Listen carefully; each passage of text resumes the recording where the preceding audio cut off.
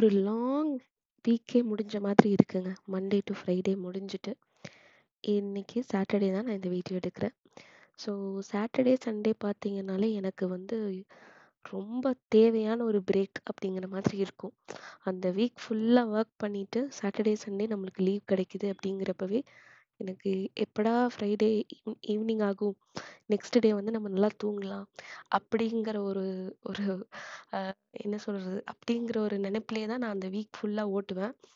So அப்படி இந்த Saturday morning வந்ததுக்கப்புறம், சரி நம்மளுக்கு புடிச்சதெல்லாம் செஞ்சு சாப்பிடுவோம். அந்த மாரி நம்மளுக்கு எப்படி ரிலாக்ஸ் பண்ணணுமோ, நான் அந்த மாரி ரிலாக்ஸ் பண்ணுவேன்.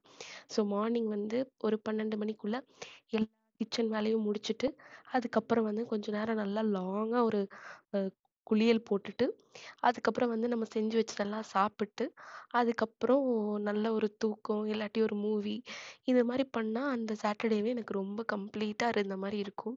ஸோ அப்படிதான் வந்து இன்னைக்கு மார்னிங்கே வந்து அ நைட்டே வந்து பார்த்தீங்கன்னா, கிச்சன் ஃபுல்லா கிளீன் பண்ணி அடுப்பெல்லாம் தொடச்சு வச்சுட்டேன். அப்புறம் வந்து காலையில எந்திரிச்சோனே பிரேக்ஃபாஸ்ட் வந்து கடையில வாங்கி சாப்பிட்டோம். சரி லஞ்ச் பண்ண ஆரம்பிச்சிடலாம் அப்படின்னு சொல்லிட்டு சாப்பாடு வந்து அடுப்புல வச்சாச்சு. ஃபிஷ் சாப்பிடணும் போல இருந்துச்சுன்னு சொல்லி பார்த்தீங்கன்னா, ஃப்ரிட்ஜில வந்து கருவாடு வந்து எப்பவுமே இருக்கும். நாங்க கேரளா போயிட்டு வரப்போ பார்த்தீங்கன்னா, ஒண்ணு வந்து இந்த இந்த கருவாடு ஒண்ணு வாங்குவோம். இது போக வந்து அந்த ஆ இது இருக்கு இல்லைங்களா? சுறா மீன். அது வந்து வாங்குவோம். இந்த 2மே வாங்கி ஃப்ரிட்ஜில எப்பவுமே வச்சிருப்போம். ஸோ எப்பாவது வேணும் அப்டின்னா, டக்குன்னு எடுத்து ஒரு 1/2 மணி நேரத்துக்கு முன்னாடி ஊற வச்சீங்கனாலே போதும். அது நல்லா ஊறிரும். அதுக்கப்புறம் நீங்க அத கிளீன் பண்ணிட்டு மசாலா போட்டு ஃப்ரை பண்ணிக்கலாம். ஸோ அதையும் செஞ்சிரலாம் அப்படின்னு சொல்லிட்டு, அதுக்கு எடுத்து நம்ம ஊற போட்டாச்சு. ஆ எங்க அத்தை அன்னைக்கு வீட்ல இருந்தாங்க. எங்க அத்தை பார்த்தீங்கன்னா, அ என்னது பலாக்கொட்டையும், வெள்ள பூசணிக்காய். ஸோ இது 2ம் வச்சு ஒரு குழம்பு பண்ணுவாங்க. சூப்பரா இருக்கும் அந்த குழம்பு. இந்த ஃபிஷ்ஷுக்கும் அந்த குழம்புக்கும் காம்பினேஷன் சூப்பரா இருக்கும். இந்த குழம்பு செஞ்சாலே எப்பவுமே வந்து பார்த்தீங்கன்னா, அ சிக்கன் கிரேவி இல்லாட்டி ஃபிஷ்ஷு. இது 2ம் வச்சு சாப்பிட்டா ரொம்ப சூப்பரா இருக்கும். ஸோ அவங்க வந்து அந்த பலாக்கொட்டை வந்து நல்லா தோலெல்லாம் எடுத்து கிளீன் பண்ணிட்டாங்க. அதுக்கப்புறம் பார்த்தீங்கன்னா, அந்த வெள்ள பூசணி இருக்கு இல்லைங்களா? அது வந்து நல்லா ஸ்கொயர் ஷேப்ல கட் பண்ணி இந்த மாரி எடுத்துக்கோங்க. இது வந்து இந்த குழம்புல வந்து இந்த 2 காய் போட்டு செஞ்சா சூப்பரா இருக்கும். இதுல வந்து மாங்காவும் சேர்ப்பாங்க புளிப்புக்கு. மாங்காய் வந்து வேக வைக்கிறப்ப குக்கர்ல போட வேணாம். ஏன்னா மாங்காய் வந்து ரொம்ப டக்குன்னு வெந்துரும். அதனால ரொம்ப மசிஞ்சு போயிரும். சாப்பிடுறப்ப அந்த பீஸா உங்களுக்கு எடுத்து சாப்பிடுறதுக்கு கிடைக்காது. அதனால நீங்க வந்து மாங்காய் வந்து இது 2 வெந்ததுக்கப்புறம் நீங்க சேர்த்துக்கலாம். ஸோ வேக வைக்கிறதுக்கு இதுல என்ன போடுறாங்கன்னு பார்த்தீங்கன்னா, மிளகா பொடி, மஞ்சப்பொடி, உப்பு. இது 3ம் சேர்த்து குக்கர்ல வச்சு நல்லா வேக வச்சு எடுத்துக்கிறாங்க. நான் பார்த்தீங்கன்னா, அந்த டைம்ல இதெல்லாம் வந்து வீடியோ எடுத்து வச்சுக்கலாம். சரி இவங்க வந்து ஊருக்கு போனதுக்கப்புறம், நம்மளுக்கு இது யூஸா இருக்கும் அப்படின்னு சொல்லிட்டு நான் அதெல்லாம் வீடியோ எடுத்துட்டு இருந்தேன். அ ஏன்னா இந்த குழம்பு ரொம்ப ஃப்ரீக்வென்ட்டா நம்ம பண்ண மாட்டோம். ஏன்னா இந்த பலாக்கொட்டையெல்லாம் எடுத்து கிளீன் பண்ணி பண்றதுக்கு நம்மளுக்கு வீக் டேஸ்ல நம்மளுக்கு அவ்வளோ டைம் கிடைக்காது. இப்ப பார்த்தீங்கன்னா, அவங்க வந்து இதுக்கு நம்ம அரைச்சு ஊத்தணும் இல்லைங்களா? அதுக்கு வந்து தேங்காய், ஜீரகம், சின்ன வெங்காயம். இது 3ம் தான் வந்து அதில அரைச்சு அந்த குழம்புல நம்ம ஊத்தணும். ஸோ, இப்ப பார்த்தீங்கன்னா, இப்ப நம்ம செஞ்சிருக்க இந்த குழம்பு பார்த்தீங்கன்னா, கண்டிப்பா ஒரு 7 மெம்பர்ஸ் சாப்பிடலாம். அந்த அளவுக்கு குழம்பு இருக்கு. அந்த அன்னைக்கு வீட்ல எல்லாரும் வரதா இருந்துச்சு. வந்து மத்தியானம் சாப்பிட்டு போறேன் அப்படின்னு சொல்லியிருந்தாங்க. அதனால வந்து நம்ம எல்லாருக்கும் சேர்த்து தான் இந்த குழம்பு வச்சிருந்தோம். இப்ப வந்து எப்பவுமே நீங்க குக்கர வந்து இது ஒரு டிப்பு. அ குக்கர் வந்து இப்ப மூடி வைக்கிறீங்க, பருப்பு வேக வைக்கிறீங்க, ஒரு என்னாவது நீங்க வேக வைக்கிறீங்க அப்டின்னா, நல்லா அது கொதிச்சதுக்கு அப்புறம் நீங்க வந்து குக்கர மூடி விசில் போட்டீங்கன்னா, அது வந்து பொங்கி வெளிய வராது. ஸோ இது வந்து எனக்கு எங்க அம்மா சொல்லிக் குடுத்தாங்க. அதனால வந்து நானும் உங்களுக்கு இத சொல்லி தரேன். யாருக்காவது தெரியலன்னா அந்த டிப்ப யூஸ் பண்ணிக்கலாம். இப்ப வந்து மாங்கா கட் பண்ணி வச்சிருந்தாங்க. நம்மளுக்கு எப்போ இந்த பச்சை மாங்காய் எங்க பார்த்தாலுமே நல்லா உப்பு, மிளகாய் பொடி எல்லாம் போட்டு சாப்பிடுறது ரொம்ப பிடிக்கும். எனக்கு ரொம்ப ரொம்ப பிடிக்கும். ஸோ நான் வந்து ஒரு பீஸ் எடுத்து அப்படியே மாங்காய்லாம் சாப்பிட்டுருந்தேன். ஆ இந்த மாங்காய் வந்து நல்லா இது கொதிச்சதுக்கு அப்புறம் தான் அந்த மாங்காய் போடணும். இப்போ வந்து குக்கர் போட்டு மூடி வச்சுட்டோம். நம்ம அது வந்து ஒரு விசில் 2 விசில் ம் குடுத்துட்டு அத ஆஃப் பண்ணிடலாம். அவ்வளோதான் அது வெந்துரும். மீன்வேல் பார்த்தீங்கன்னா, நம்ம சாப்பாடு வந்து விசில் வந்து ரெடி ஆயிடுச்சு. நான் சொன்னேன் இல்லைங்களா, தண்ணி எப்பவுமே கொஞ்சம் அதிகமா வச்சு தான் நம்ம வந்து சாதம் குக்கர்ல வைப்போம். அதாவது அரிசிக்கு அளவான தண்ணி வைக்காம எக்ஸ்ட்ராவா தண்ணி. இப்போ 1 கிளாஸ் அரிசிக்கு நம்ம 2 கிளாஸ் தண்ணி வைப்போம். அப்படி வச்சோம்னா தண்ணி எல்லாம் வத்தி ப்ராப்பரா நம்மளுக்கு வெந்துரும். பட் நம்ம செய்யறது எப்படின்னா, அந்த அரிசிக்கு ஒரு 2 மடங்கு தண்ணி வைப்போம். இப்போ 1 கிளாஸ் அரிசி அப்படின்னா, ஒரு 4 கிளாஸ் தண்ணி நீங்க வச்சு குக்கர்ல வேக வச்சு நீங்க எடுக்கணும். அதுக்கப்புறமா அத வந்து வடிச்சிரணும் சாதத்த. ஸோ சாதம் ஒரு பக்கம் ரெடி ஆயிடுச்சு. குழம்புக்கு பார்த்தீங்கன்னா, அந்த காய்கறி எல்லாம் வெந்துருச்சு. அந்த பலாக்கொட்டை, அந்த பூசணிக்காய் அதெல்லாம் நல்லா வெந்து வந்துருச்சு. ஒரு டைம் நம்ம உடைச்சு பார்த்துக்கலாம் வெந்துருச்சா இல்லையான்ட்டு. அதுக்கப்புறம் மறுபடியும் கேஸ பத்த வச்சுட்டு, நீங்க வந்து இந்த அரிஞ்சு வச்சிருக்கிற மாங்காய் இருக்கு இல்லைங்களா? அத சேர்த்துக்கோங்க. ஏன்னா, அப்ப அந்த புளிப்பு வந்து அந்த குழம்புல வந்து இறங்கும். அதையும் சேர்த்துட்டு, அதுக்கப்புறம் நம்ம அரைச்சு வச்சிருக்கிற தேங்காய். இது நல்லா கொதிச்சதுக்கப்புறம் நம்ம இந்த குழம்ப இறக்கிடலாம். அதுக்கப்புறம் நம்ம இத வந்து தாளிச்சு கொட்டுற வேலை மட்டும்தான். ஸோ இந்த மாரி எப்பவுமே நம்ம வீட்ல யாராவது ஒரு கெஸ்ட் வர்றப்போ, அவங்க நம்மளுக்கு ஏதாவது செஞ்சு குடுத்தா நம்மளுக்கு அது ரொம்ப பிடிக்கும். ஏன்னா நம்ம வந்து சின்ன வயசுலேருந்தே அவங்க செஞ்சு சாப்பிட்டு நம்ம வளர்ந்துருக்கோம்.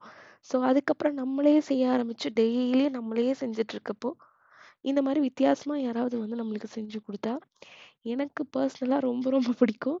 யாராவது ஊர்லேருந்து இப்போ எங்க அத்தை இந்த மாரி யாராவது வராங்கன்னா, அவங்க வந்து எந்த டிஷ் நல்லா பண்ணுவாங்களோ, நான் வந்து அத அவங்ககிட்ட பண்ணி தர சொல்லி சாப்பிடுவேன். இப்ப பார்த்தீங்கன்னா, அந்த குழம்பு வந்து தாளிச்சு விட்டாச்சு. தாளிக்கிறதுக்கு வெறும் தேங்காய் எண்ணெய், கடுகு, கருவேப்பிலை அவ்வளோதான். நீங்க மொளகாலாம் எதுவுமே சேர்க்க தேவையில்ல. ஏன்னா நம்ம ஆல்ரெடி மொளகாத்தூள் அந்த குழம்புல சேர்த்துட்டோம். அதனால நீங்க அத தாளிச்சு கொட்டி மூடி வச்சிரலாம். தேங்காய் எண்ணெயில தாளிங்க. அப்பதான் அந்த குழம்பு வந்து சூப்பரா இருக்கும். தேங்காய் எண்ணெய் சுத்தமா பிடிக்காது அப்படின்னு இருக்கிறவங்க, நீங்க வந்து நார்மல் கடலை எண்ணெயில தாளிச்சுக்கலாம். பிரச்சனை இல்ல. பட் ஆனா அந்த தேங்காய் எண்ணெயோட ஃப்ளேவர் ரொம்ப சூப்பரா இருக்கும். இந்த குழம்புக்கு. ஸோ தாளிச்சு முடிச்சாச்சு. எனக்கு வந்து வெந்தயக்கீரை வாங்கிட்டு வந்திருந்தாங்க. அந்த வேலைய குடுத்துருந்தாங்க. பார்த்தீங்கன்னா, பெரியவங்கலாம் வந்து இந்த வேற வேலையெல்லாம் செஞ்சுட்டு இருக்கிறப்போ, நம்மளுக்கெல்லாம் பார்த்தீங்கன்னா, இந்த மாதிரி கீரை கிள்றது, இந்த மாரி வேலையெல்லாம் குடுத்துருவாங்க.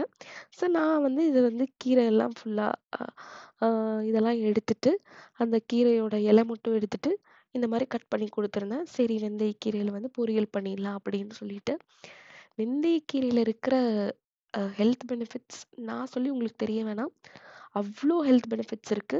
நீங்க வந்து வீக்லி ஒன்ஸாவது இந்த கீரைய நீங்க சாப்பிடலாம். ஏன்னா சுகர் இருக்கிறவங்களுக்கு, டயபெட்டிஸ் இருக்கவங்களுக்கு இது வந்து ஒரு ஒரு மஸ்ட் இன்டேக்ன்னு நான் சொல்லுவேன். அ எங்க வீட்ல எங்க அம்மாவுக்கு இருக்கு சுகர் இருக்கு. ஸோ அ அதாவது ஸ்டார்ட்டிங் ஸ்டேஜ் தான். ஸோ நாங்க வந்து சாப்பிட்றப்பவே வந்து ஃபுட்ல இத சாப்பிடுங்க, அத சாப்பிடுங்க அப்படின்னு அவங்கள சொல்லி சொல்லி நாங்க குடுத்துட்ருப்போம். அ அதுல வந்து இந்த கீரை வந்து கண்டிப்பா வாரத்துல ஒருக்கா அப்பா வந்து மார்க்கெட்ல நல்லதா கிடைக்கிறப்போ வாங்கிட்டு வந்துருவாரு. இதுலயே வந்து வெந்தய சப்பாத்தியும் பண்ணலாம். பட் அம்மாக்கு வந்து சப்பாத்தி அதுல வந்து போட்டு பண்றது பிடிக்காது. அதனால பார்த்தீங்கன்னா, சும்மா சின்ன வெங்காயமெல்லாம் போட்டு கீரைய நல்லா வேக வச்சுட்டு, கொஞ்சம் தேங்காய் போட்டு நம்ம இறக்கிருவோம். அவ்வளோதான். அது வந்து நம்ம சாதா பொரியல் செய்ற மாரி தான். வெந்தயக்கீரை பொரியலும் செஞ்சாச்சு. இப்ப பார்த்தீங்கன்னா, இந்த மீன் வந்து நல்லா ஊறிடுச்சு. ஊறுனோனே இது வந்து 2 பக்கம் தோல் எடுத்து சாப்பிடணும் இந்த மீனு. ஆ பச்சையா நீங்க வாங்குனீங்கனாலும் இந்த மீன் வந்து 2 பக்கமும் தோல உரிச்சுட்டு தான் இந்த மீன் செய்வாங்க. இந்த மீன் செய்யற குக்கிங் மெத்தடே அப்படிதான்.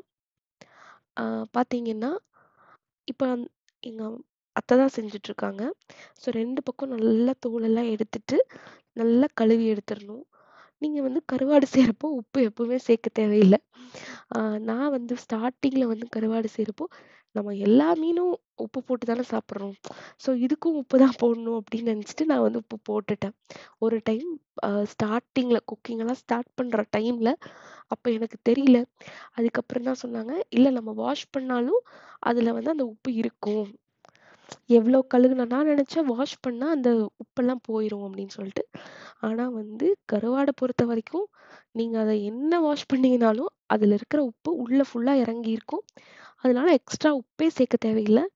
அ அதனால நீங்க வந்து வெறும் மிளகாய் பொடி, மஞ்சள் பொடி மட்டும் போட்டு மிக்ஸ் பண்ணி ஃப்ரை பண்ணி எடுத்துக்கலாம். நீங்க இதுக்கு நான் ரெசிபி எல்லாம் எதுவும் போடல.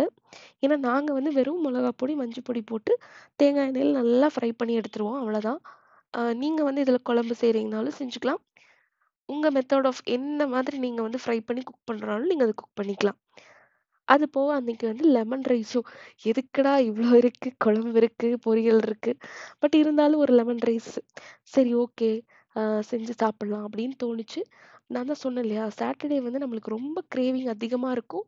அது சாப்பிடணும், இது சாப்பிடணும்னுலாம் தோணும். வீக் டேஸ்லலாம் கொஞ்சம் டயட்டா இருப்போம். சாப்பிடுறதுக்கு மத்தியானம் டைமும் கிடைக்காது. என்னோட ஒர்க் டைம் பார்த்தீங்கன்னா, மத்தியானம் நான் சாப்பிடுற டைம்லலாம் எனக்கு கால் இருக்கும். ஸோ நான் வந்து பிளேட்ட கையில வச்சுட்டு, காதுல வந்து ஹெட்செட்ட வச்சுட்டே தான் நான் வந்து சாப்பிடுறதாகட்டும், ஒரு நிம்மதியா சாப்பிட முடியாது. அ அதனால வந்து எனக்கு இந்த வீக் எண்டுங்கிறப்போ, அது வந்து என்னோட டே மாரி நான் அத வந்து பார்ப்பேன். அதனால எனக்கு என்னென்ன சாப்பிடணும்னு தோணுதோ, அந்த அன்னைக்கு வந்து செஞ்சுருவேன். அதுக்குன்னு நெறையா செய்றதில்ல. கொஞ்சமா செஞ்சு சாப்பிடுறது அவ்வளோதான். அ இப்ப பார்த்தீங்கன்னா, லெமன் ரைஸ் கலர்றதுக்காக நம்ம யூசுவல் மெத்தேடு தான். கடுகு, உளுத்தம் பருப்பு, கடலைப்பருப்பு இதெல்லாம் போட்டுட்டு, மஞ்சள் பொடி இதெல்லாம் போட்டுட்டு, லெமன் கொஞ்சம் பிழிஞ்சு ஊத்திட்டு, நம்ம வடிச்சு வச்ச சாதம் இருக்கு இல்லைங்களா? அதையும் சேர்த்து நல்லா கலறிட்டு, லாஸ்ட்டா கடலெண்ணெய் ஊத்தி கடலெண்ணெய் இல்ல நல்லெண்ணெய். சாரி. அ நல்லெண்ணெய் ஊத்தி நல்லா க்ளோஸ் பண்ணி வச்சுட்டீங்கன்னா, நீங்க சாப்பிடுறதுக்குள்ள நல்லா ஊறி சூப்பரா இருக்கும். ஸோ இது வந்து நான் என்னோட மத்தியானம் வரைக்கும் இருக்கிற வீடியோ தான் எடுத்திருக்கேன். இதுக்கப்புறம் நான் வந்து ஃபுல் டே சாப்பிட்டே இருக்க மாட்டேன். ஸோ நல்லா ஒரு குளியல்லாம் குளிச்சுட்டு, அதுக்கப்புறம் நம்ம செஞ்சதெல்லாம் கொஞ்சம் சாப்பிட்டு, ஃபுல்லா ரெஸ்ட் தான். அதுக்கப்புறம் நான் நைட்டு தான் சாப்பிடுவேன். நைட்டும் வந்து ஏதாவது ஒரு என்ன என்ன சாப்பிடணும்னு தோணுதோ, அது மாரி செஞ்சு சாப்பிடுறது. இல்ல வெளிய போய் சாப்பிடுறனாலும் அந்த அன்னைக்கு அப்படிதான் நடக்கும். ஸோ இதுதான் என்னோட சாட்டர்டே விளாகு. அந்த அன்னைக்கு பார்த்தீங்கன்னா, இந்த ஐட்டம்ஸ் எல்லாம் வீட்ல பண்ணியாச்சு. பண்ணி எல்லாத்தையும் எடுத்து நம்ம ஃபுல்லா மூடி வச்சதுக்கப்புறம், கிச்சன் ஃபுல்லா கிளீன் பண்ணிட்டு, அதுக்கப்புறம் நம்ம வந்து அவ்வளோதான். இனி வந்து இன்னைக்கு ரெஸ்ட் டே அப்படிங்கிற மாதிரி. இப்ப பார்த்தீங்கன்னா, நான் காமிச்சேன் இல்லையா அந்த கீரை பொரியலு. தண்டு பொரியல் இருந்துச்சு. சாரி நான் அத வீடியோ எடுக்க மறந்துட்டேன். தண்டு பொரியலும் இருந்துச்சு. அதுக்கப்புறம் சாதம், அப்புறம் நம்ம செஞ்ச அந்த குழம்பு, அது போக வந்து ஃபிஷ் ஃப்ரை. ஃபிஷ் ஃப்ரை பார்த்தீங்கன்னா, நல்லா மொறு மொறுன்னு ஃப்ரை பண்ணியாச்சு. சாட்டர்டே அவ்வளோதாங்க. அவ்வளோதான் முடிஞ்சுதுங்க. இதெல்லாம் சாப்பிட்டு இனி ரெஸ்ட் எடுக்க வேண்டியது தான். ஸோ நீங்க உங்க சாட்டர்டே எப்படி ஸ்பெண்ட் பண்ணீங்கங்கிறது கீழ கமெண்ட் பண்ணுங்க. இந்த வீடியோ புடிச்சிருந்தா கண்டிப்பா லைக் பண்ணுங்க. என் சேனல சப்ஸ்கிரைப் பண்ணுங்க. தேங்க்ஸ் ஃபார் வாட்சிங்.